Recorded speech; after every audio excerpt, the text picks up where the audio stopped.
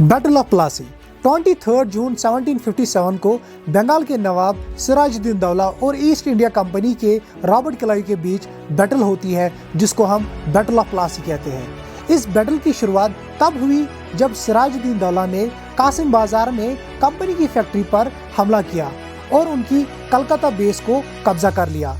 ये act company के लिए एक खुली चुनौती थी। इस वक्त रॉबर्ट क्लाइव ने सिराजुद्दौला के आर्मी कमांडर और रिलेटिव मीर जाफर को एक लालच भरा ऑफर दिया।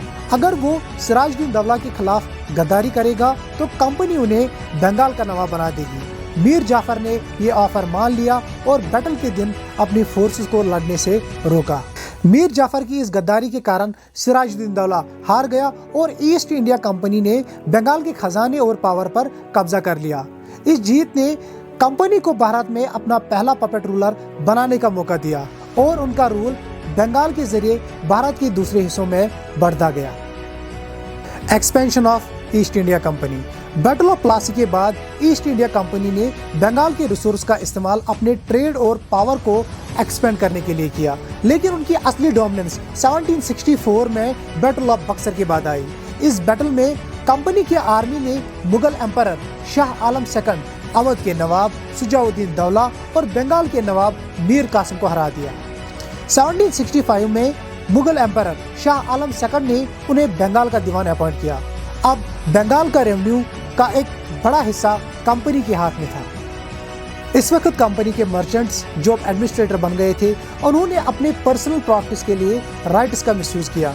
रॉबर्ट क्लाइव जैसे ऑफिशियल्स ने अपना फॉर्चून बिल्ड किया और जब ये ब्रिटेन वापस गए तो उन्हें नबोबस कहा गया। सब्सिडियरी अलायंस और एनेक्सेशन।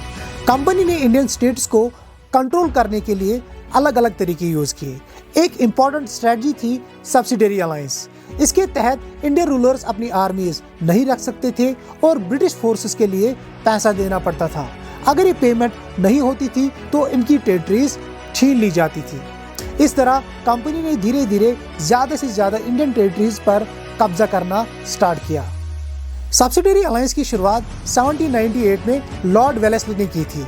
इस पॉलिसी के तहत पहला किंगडम जो ब्रिटिश कंट्रोल में आया था वो था हैदराबाद, बाद में मैसूर, अवध और मराठा टेरिटरीज भी इस पॉलिसी का शिकार बन गई। ये स्ट्रेटजी ब्रिटिश एक्सपेंशन के लिए एक पावरफुल टूल बनी।